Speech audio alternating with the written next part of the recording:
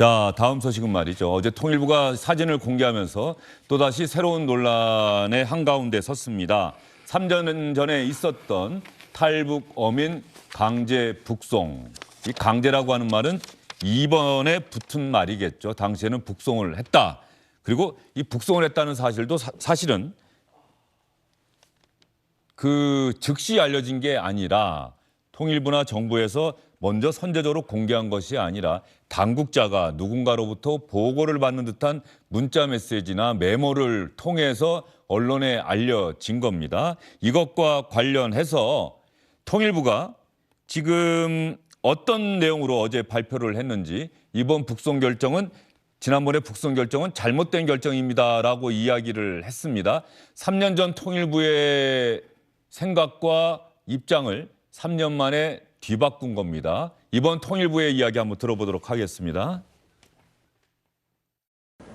북한 선언 북송과 관련한 문제는 현재 관계기관에서 수사가 진행 중인 사안입니다. 그래서 수사 중인 사안에 대해서 통일부 차원에서 구체적으로 언급하는 것은 적절하지 않다는 것을 양해의 말씀을 드립니다. 다만 통일부는 탈북 어민이 헌법상 대한민국 국민이고 북한으로 넘겼을 경우에 받게 될 여러 가지 피해를 생각한다면 탈북 어민의 북송은 분명하게 잘못된 부분이 있다는 입장을 가지고 있습니다. 탈북 어민의 북송은 잘못된 부분이 있다는 입장을 가지고 있다. 그러면 3년 전에는 어떤 얘기했는지 혹시 우리가 들어볼 수 있을까요? 3년 전에는 어떻게 통일부가 브리핑했는지 한번 들어보겠습니다. 정부는 지난 11월 2일 동해상에서 납포한 북한 주민 2명을 11월 7일 오늘 15시 10분경 판문점을 통해 북한으로 추방하였습니다. 우리 측 관계 당국은 북한 주민 2명을 납포하여 합동조사를 실시하였습니다. 그 결과 이들은 20대 남성으로 동해상에서 조업 중인 오징어잡이 배에서 16명의 동료 승선원을 살해하고 도주한 것으로 파악되었습니다. 정부는 11월 5일 남북공동연락사무소를 통하여 북측에 이들의 추방 의사를 전달하였으며 북측이 11월 6일 인수 의사를 확인해 왔습니다. 정부는 이들이 살인 등 중대한 비정치적 범죄로 북한 이탈 주민법상 보호 대상이 아니며 우리 사회 편입 시 국민의 생명과 안전에 위협이 되고 흉악 범죄자로서 국제법상 난민으로도 인정할 수 없다고 판단하여 정부 부처 협의 결과에 따라 추방을 결정하였습니다. 자, 3년 만에 완전히 통일부의 생각과 방침이 뒤바뀐 건데요. 여기서 하나 이번에는 당시에 북송 결정에 잘못된 부분이 있다라고 이야기를 했는데 그 당시에 문제가 됐을 때 통일부 장관이 국회에 나가서 여러 가지 답변을 한 게 있습니다. 그 답변까지 들어보고 나서 저희의 이야기를 이어가도록 하겠습니다. 북한이 아직 요구하지 않은 상태인데 우리가 먼저 너희들 북으로 가. 이것을 과연 그냥 쉽게 우리가 넘길 수 있는 그런 문제는 아닌 것 같은데. 아무튼 그 관계기관에서 법률적인 검토도 했고 북한 이탈 주민법에 여러 가지 그 해당되는 법률에 대해서도 충분히 검토를 했고 또 그동안에 유사하게 처리했던 사례들을 고려를 해서 최종적으로 기순 의사가 있느냐 하는 부분들을 제일 중요하게 생각을 했습니다. 그런데 기순 의사를 신뢰할 수 없다라는 결론을 내렸는데 이들 중 한 명은 일단 돌아가자 죽더라도 조국에서 죽자고 합의했다고 진술을 했습니다. 자, 3년 전 통일부 장관의 국회 답변을 들어보셨습니다. 그러면 어제 통일부가 공개한 사진도 한번 보면서 이야기를 해야겠지요. 분명히 3년 전에는 귀순 의사를 확신할 수가 없었다. 그중에 한 명은 돌아가더라도 조국에 가서 죽자고 합의했다. 이렇게 이야기를 했다고 하는데 어제 공개된 통일부가 공개한 사진을 보면 일단 눈 가리개를 하고 어딘가에 앉아 있죠. 저 때까지만 하더라도 어디로 가는지를 몰랐었는지 가만히 앉아 있는데 자 이제 판문점에서 북으로 넘기려고 하는 과정에서 저항하는 듯한 모습이 담긴 사진도 공개가 됐다는 겁니다. 저렇게 안 끌려가려고 안간힘을 쓰는 장면이 담긴 사진도 있었고요. 한 명은 체념한 듯 담담히 고개를 숙이고 넘어가는 모습을 보였다고 합니다. 이게 말이죠. 우리 안정식 SBS 북한 전문 기자가 저는 북송하는 장면은 통일부가 다 기록을 위해서 촬영을 한다고 하는데 저 사진 공개한 게 어제 공개한 게 이례적인 게 아니다. 원래는 북송을 누군가를 하면은 그 북송 장면이 담긴 사진을 공개해달라고 언론이 요구를 하면은 공개하는 게 관례였다는 거죠. 3년 전에 저 사진을 공개하지 않은 게 오히려 이례적이었다라고 SBS 안정식 기자는 또 전했습니다. 그렇죠. 이번에 공개된 것은 또 국회에 제출한 자료이기 때문에 공개가 됐다라고 볼 수밖에 없고요. 이 사안과 관련해서는 검찰 조사가 좀 제대로 진행됐으면 좋겠어요. 당시에 여러 가지 언론 보도를 보면은 자필 귀순 의향서를 작성했다라고 했는데 귀순의 진정성이 없어서 북송했다라는 것이 정부의 얘기였습니다.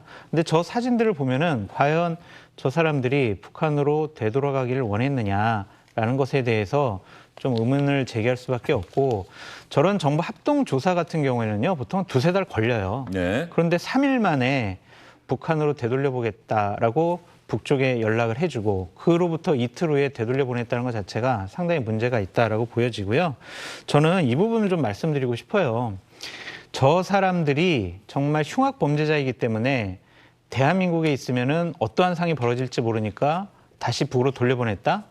이것은 정말 말도 안 되는 논리라고 생각이 듭니다. 왜냐하면 우리나라도 가입되어 있는 유엔 난민 지휘 협약 제 33조에 의하면은요. 네. 채약국은 난민을 어떠한 방법으로도 그 생명이나 자유가 위협받을 우려가 있는 영역의 국경으로 추방하거나 송환해서는 안 된다. 이런 규정들이 있어요. 이런 규정을 왜 지키지 않고 왜 저런 식의 처리를 했느냐? 결론적으로는 정치적인 판단이었다라고 볼 수밖에 없습니다. 당시 대통령께서 한 아시안 정상회의에 김정은을 초청하기 위해서 결국에는 이런 일을 벌이지 않았느냐라는 것과 당시 서훈 국정원장은 이런 식의 지시를 했어요. 남북 관계에 악영향을 미칠 수가 있으니까 최대한 조사를 빨리 끝내라. 이렇게 지시한 것 자체가 정치적인 의도가 있는 것이다. 그래서 이 부분은 검찰 수사를 통해서 낱낱이 규명해야 된다라고 말씀드립니다. 자, 이거를 또 어떻게 보실까요? 김관일 특보가. 일단 기본적으로 검찰 조사가 끝났다고 네. 해요. 그래서 통일부에서는 검찰 조사 이후에 본인들의 어떤 비난을 좀 매니지하기 위해서 리스크 매니지먼트 차원에서 이것을 공개한 것이거나 아니면 검찰 조사가 끝났으니까 이후 검찰 조사가 진행이 쭉 될 것이기 때문에 그거에 대한 여론의 사전 정지 작업 차원에서 공개를 한 것 같습니다. 근데 어쨌든 좀 충격적인 것이죠. 저 사진이라는 것이. 지금 제가 쭉 취재를 해보면 그 북한에서 그 귀순 의사를 밝혀서 넘어오면 정착지원과에서 그걸 다루게 돼 있는데 정착지원과에서 다루다가 갑자기 북송이 결정돼서 이산가족과로 이게 넘어갔다는 거예요. 넘어가는 과정에서 그 위에 국장이 이거는 밑에 직원들이 감당하기가 어렵다. 나중에 큰 문제가 될 것이다. 라고 해서 모든 실무 업무까지 국장이 도맡아서 모든 것을 다 처리했다고 합니다.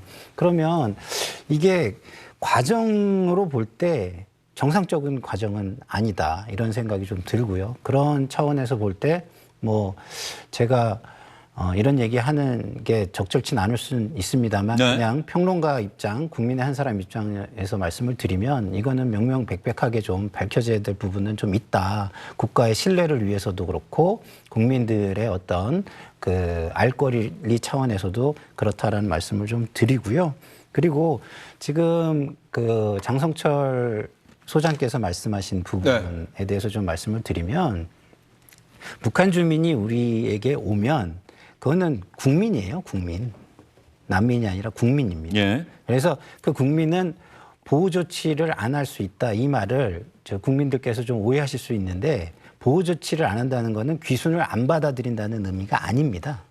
보호 조치를 안 한다는 건 뭐냐면 그들이 이 사회에 안착하기 위해서 뭐 집을 준다던가 뭐 아니면은 뭐 금전적 지원을 한다든가 이런 지원을 안 해준다는 것을 말하는 겁니다. 보호 조치를 안 한다는 것은.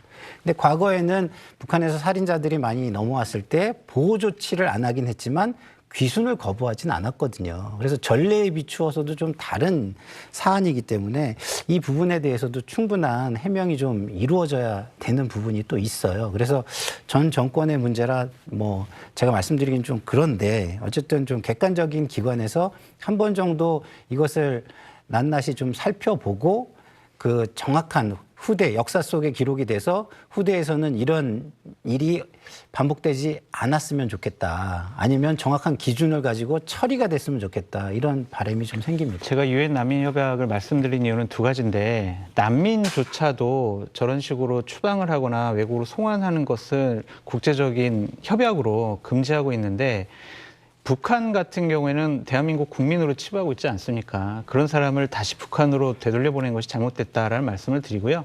난민은 꼭 외국에서 어떠한 다른 지방으로 탈출하는 것만이 아니라 다른 지방으로 탈출하는 것도 난민이다. 그렇기 때문에 꼭 외국인에만 난민이 해당되는 것이 아니다라고 말씀드립니다.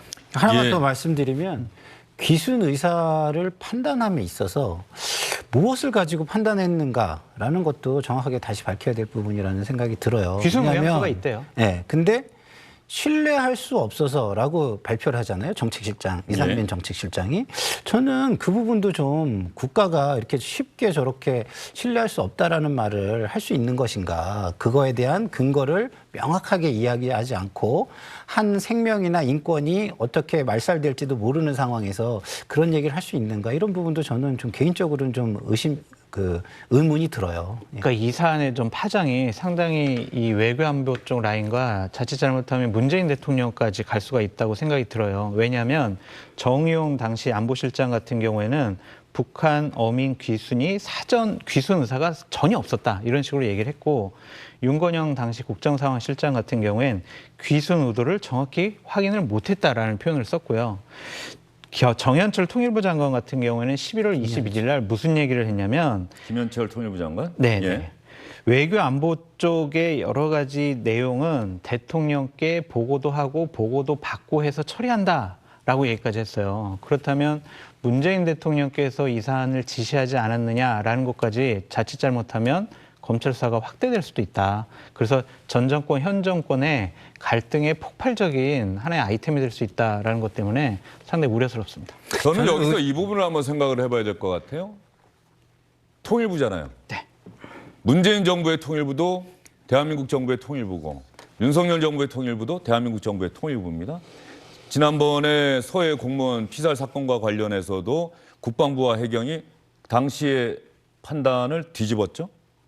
이번에도 통일부가 대한민국 정부의 한 조직인 통일부가 3년 전의 판단을 스스로 뒤집었습니다. 북송 결정은 잘못된 것이다. 그러면 이제 정부에서 주요한 부처의 장관은 대통령이 국민의 선출을 통해서 선출된 대통령이 임명하는 사람이 되잖아요. 그럼 그 장관이 일하는 부처가 국민을 위해서 일하는 것이고 국민과 국가를 위해서 이것이 보탬이 될 것이다라고 판단해서 어떤 결정을 내리겠죠. 근데 3년 전에는 그것이 국가와 국민을 위해서 옳다라고 해서 그런 결정을 내렸고 3년 뒤에는 지금 이것이 3년 전에 그것이 잘못됐다고 이야기하는 것이 국가와 국민을 위해서 바른 일이다라고 또 이야기를 하고 있고 그러면 우리 국민들은 지지하는 입장에 따라서는 뭐 당연히 생각이 바뀔 거예요. 야, 어떻게 문재인 정부가 그럴 수가 있어? 살겠다고 우리를 찾아온 사람을 어떻게 북으로 돌려보내 죽을 걸 알면서 나쁜 사람들 이렇게 반응이 나올 것이고 또 민주당을 지지하는 사람들은 아니 그러면 16명이나 사람을 죽이고 돌아온 사람들을 대한민국 국민이라고 우리 보고 받으란 말이냐. 그럼 대한민국 국민의 안전을 어떻게 할 것이냐. 당신들 같으면 받겠느냐. 당연히 이렇게 지금 이 국론이 갈릴 수밖에 없다는 거죠. 그럼 이 상황을 도대체 정부와 아까 수사 얘기하셨잖아요. 그럼 대한민국의 모든 사안은 결국 수사기관으로 가는 거예요. 수사기관의 결론에 따라서 근데 또 그렇다고 해서 수사기관 결론 나온다고 만약에 그 불리한 결정이 나온다고 생각하는 사람들은 또 그 결정을 받아들이겠습니까? 그러면 대한민국의 국민들은 대한민국의 국론은 하나가 되기가 어려운 것 아니냐 이런 생각이 좀 들어요. 그렇죠. 그 말씀이 맞지만 이 사안에 대해서 제가 개인적으로 생각하는 건 이런 겁니다. 기본적으로 그거를 입증할 만한 자료가 정확히 있느냐의 문제인 것 같아요. 그래서 해경의 문제는 그 자체가 수사기관이니까 수사를 마지막 발표하면서 나온 것이잖아요. 그러면 수사라는 것이 결론을 안 내고 끝낼 수는 없는 거 아니겠습니까? 그래서 수사에서 최종적으로 입증을 못했으니까 번복이 될 수밖에 없었던 것이라고 생각을 하고요. 통일부 같은 경우는 앵커께서 말씀하신 대로 스스로 입장을 번복했는데 그 이유가 제가 알기로는 검찰 조사가 이미 이루어졌고 그 검찰 조사에서 이런 것이 드러나니까 이제 와서 통일부가 아직 검찰 조사에서 이런 게 드러났다라고 하는 기사는 제가 본 기억은 없는데. 제가 예. 좀 얘기를 들었다는 얘기입니까? 취재를 한 것에 의하면 이미 조사가 다 끝났다고 하고요. 그래서 뭐 그런 차원에서 이것은 이미 통일부 입장에서는 뭐 이미 다 외부로 내지는 수사로 어느 정도 자기들은 이게 밝혀진 사안이다라고 좀 보고 있는 것 같아요. 좀 전에 장성철 소장이 국회에도 이 자료를 제출했다 그러는데 사실은 그렇지 않고는 국회에 자료를 제출하지 않고 끝까지 버텼을 만한 자료거든요. 그런 차원에서 좀 이런 게 있다고 보는데 결론은 무엇이냐? 이것이 명확하게 규명이 될 수 있는 일이냐 없느냐에 따라서 앵커님의 우려는 저는 결정이 될 것이라고 봅니다. 예. 자, 그러면 대통령실에서 강인선 대변인이 이 사안과 관련해서 오늘 공개적으로 브리핑을 한 게 있습니다. 들어보겠습니다. 어떻게든 끌려가지 않으려고 발버둥 치는 모습은 귀순 의사가 전혀 없었다던 문재인 정부의 설명과는 너무나 다른 것입니다. 만약 귀순 의사를 밝혔음에도 강제로 북송을 했다면 이는 국제법과 헌법을 모두 위반한 반인도적, 반인륜적 범죄 행위입니다. 이에 대한 진상규명이 반드시 필요한 이유입니다. 윤석열 정부는 자유와 인권의 보편적 가치를 회복하기 위해 이 사건의 진실을 낱낱이 규명하겠습니다. 반인도적, 반인륜적 범죄 행위다. 진상규명 낱낱이 꼭 하겠다라고 이야기를 했습니다. 근데 강인선 대변인 온마이크 브리핑을 했네요. 이틀 전에 코로나19 상황이 심각하다고 하면서 대통령의 도어스태핑, 출근길 질문대답도 당분간 잠정적으로 중단한다. 그리고 모든 브리핑은 서면으로 대체하겠다고 이야기를 했는데 이 사안은 또 온카메라로 브리핑을 했다. 이건 또 어떻게 봐야 될지는 잘 모르겠습니다만 어쨌든 대통령실은 이 사안이 대단히 심각하고 그래서 국민들에게 꼭 진상을 밝혀야 할 사안이다라고 스스로 자신들의 생각을 밝힌 겁니다. 정치권의 이야기까지 묶어서 여러분께 전달해 드리도록 하겠습니다. 여당과 야당의 생각이 당연히 다르겠죠. 그 자진 귀순한 탈북 어민을 강제 북송시킨 행위는 인류 보편의 가치인 인권을 발설하는 행위입니다. 어떠한 권력도 우리나라에 귀순한 북한인들을 강제로 북으로 돌려보낼 권한이 없습니다. 그 부분에 대해서는 관계 당국의 철저한 조사가 있어야 되고 우리 당도 안보문란 실태 TF를 통해서 그 사건의 진실을 밝히도록 최선을 다하겠습니다. 어쨌든 16명이라고 하는 그 인명을 살상하고 내려온 흉악 범죄인데 그러면 그걸 어떻게 했어야 되나? 이게 어쨌든 전 정부가 잘못한 거다 이렇게 할 수 있는 문제인지 요 문제는 전 조금 대통령실이 무리하는 게 아닌가 좀 이런 생각이 들어요. 일종의 범죄인 인도 차원에서 인도를 한 건데 이거를 반인간 인도적 범죄 행위로까지 규정하시는 건 좀 과도한 것 같아요. 조금 과도한 여론몰이를 나서는 것 같다. 이런 판단이 들어서 좀 자제해 주셨으면 좋겠습니다. 지금 그 의도가 저는 좀 이렇게 바람직해 보이지가 않아요. 결과적으로 보면 말이죠. 지금은 대통령실, 문재인 정부 때는 청와대. 그러니까 청와대가 각 부처의 일을 사실상 각 부처가 책임 장관이라고 말은 하지만 청와대가 주도권을 쥐는 경우가 많잖아요. 특히 이런 사안일 경우에는 당시에 청와대의 판단이 통일부를 강제했을 가능성도 있고요. 당시에 청와대의 판단이 국방부와 해경의 판단을 강제했을 가능성도 있죠. 제가 가능성이라고 말씀드리는 겁니다. 했다라고 말씀드리는 게 아니고요. 그럼 마찬가지로 지금의 상황도 통일부나 해경, 국방부가 이렇게 스스로 자신들의 3년 전의 판단을 뒤집는 결정을 내리고 국민에게 공개하는 것, 부처의 판단일 가능성도 있고 대통령실의 의중이 대통령실이 어느 정도 강제했을 가능성도 분명히 있다는 말이죠. 그러면 과연 국민들은 이제 여기서 우리가 할 수 있는 가장 쉬운 말은 이거예요. 진실을 밝히자.